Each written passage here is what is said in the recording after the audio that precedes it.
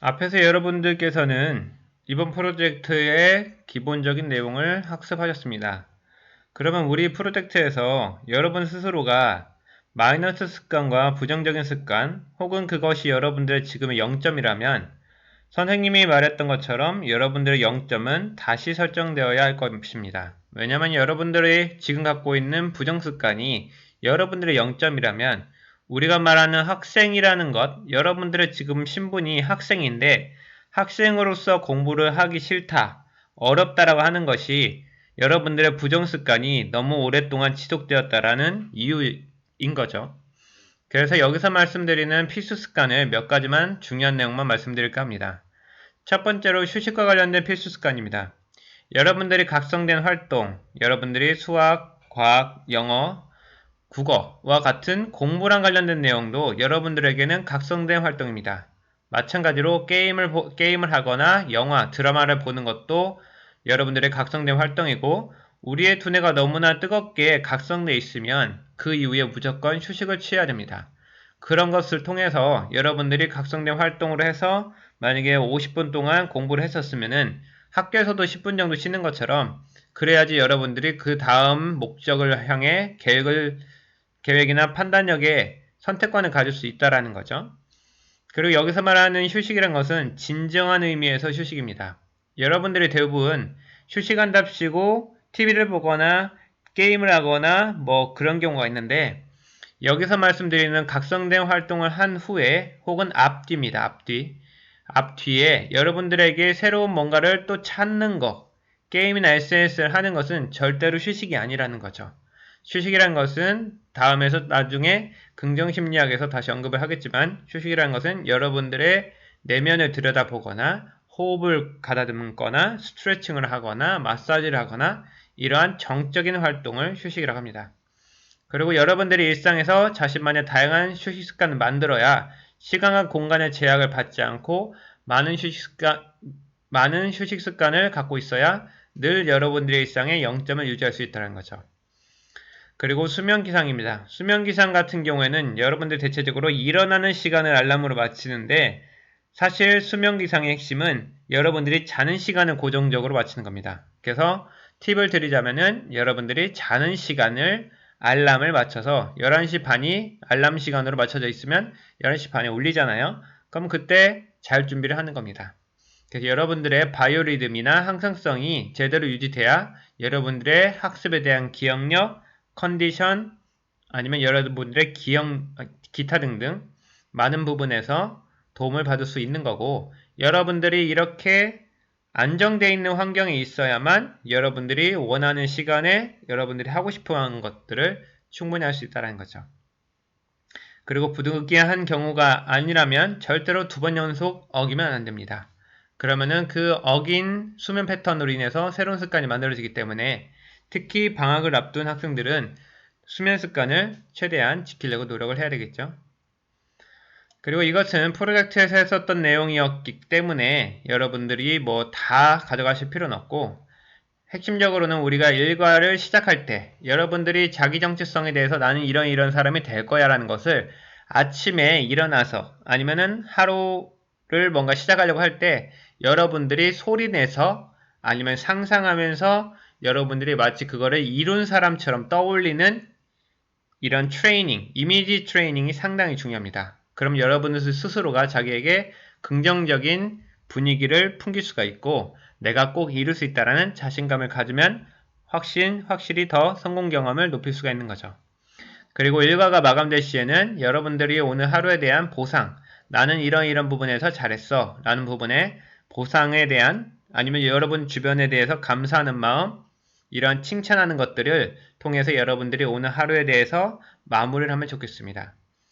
그리고 그와 동시에 마감을 하는 동시에 내일 내가 해야 될 일, 뭐 주변을 위해서 해야 될 일, 이런 것들도 같이 적으면은 내일 아침에 또 일어나자마자 해야 될 일이 있잖아요. 그렇기 때문에 우리가 뭐를 해야 될지 망설이다가 게임을 하는 그러한 문제는 발생되지 않겠죠. 그리고 이런 것들을 자기들 주변 친구나 부모님과 이렇게 공유하고 성공 경험을 공유하는 것만으로도 여러분들에게 상당히 긍정적인 신호를 만들 수가 있죠. 그리고 하루 일과에서 다음에서 말씀드리겠지만은 지금 이것도 날 위한 규칙을 만드는 게 상당히 중요합니다.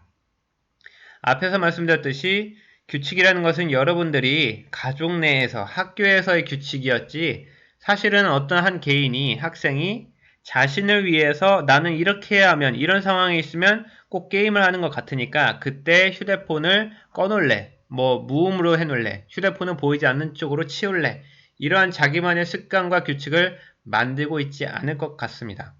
그런데 이런 것들이 여러분들이 내가 되고 싶은 사람이라는 자아 정체성을 계속 상기시키고 아침에 일어나서 이걸 떠올리는 동시에 이런 사람은 이런 활동을 하지 않을 거야. 즉 방해되는 요소들을 확인하고 그거에 따른 새로운 규칙을 설정하는 것이 상당히 좋겠죠.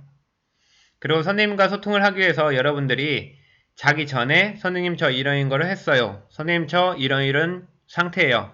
이런 여러분들의 업데이트되는 정보를 잘 선생님한테 설명을 해줘야 여러분들도 피드백을 바로 받을 수 있다는 겁니다.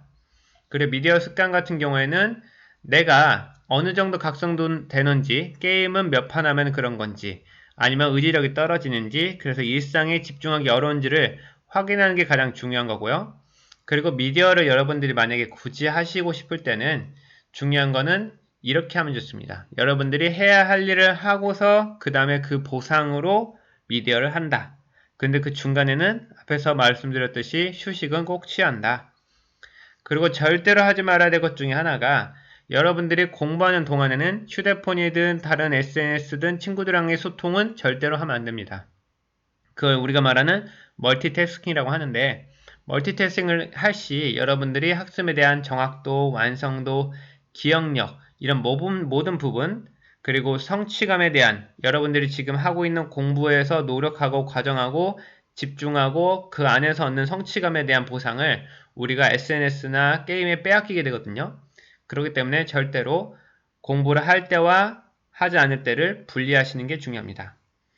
그리고 마지막으로 어떤 상황이 있더라도 미디어는 수면에 방해가 되면 안 되기 때문에 여러분들이 만약에 11시 반에 잔다라고 했을 경우에는 최소 11시 정도부터는 휴대폰에 있는 블루라이트가 수면 방해를 유도하기 때문에 이러한 부분에서도 여러분들의 미디어 관리가 상당히 중요한 거죠.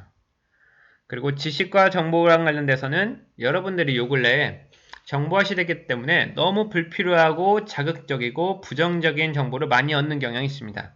그래서 선생님이 수업 시간에도 말씀드렸지만 중요한 거 나에게 너무나 불필요한 많은 정보를 얻기보다는 내가 생각하기에 중요한 정보들을 얼마나 밀도 있게 얻느냐가 상당히 중요하기 때문에 여러분들 스스로가 완전 학습일의 바탕을 통해서 내가 배웠던 정보를 기억하고 반복하고 그것을 실생활에 써먹거나 문제풀이에 써먹기 위한 완전 학습을 위한 학습을 얻는 부분에 초점을 두시려면 아무래도 평소에 너무 불필요하게 쉬는 시간이라고 해서 무조건 SNS 하면서 아무런 의미 없는 잊어버릴 정보를 찾으면서 방황하지 않았으면 좋겠습니다.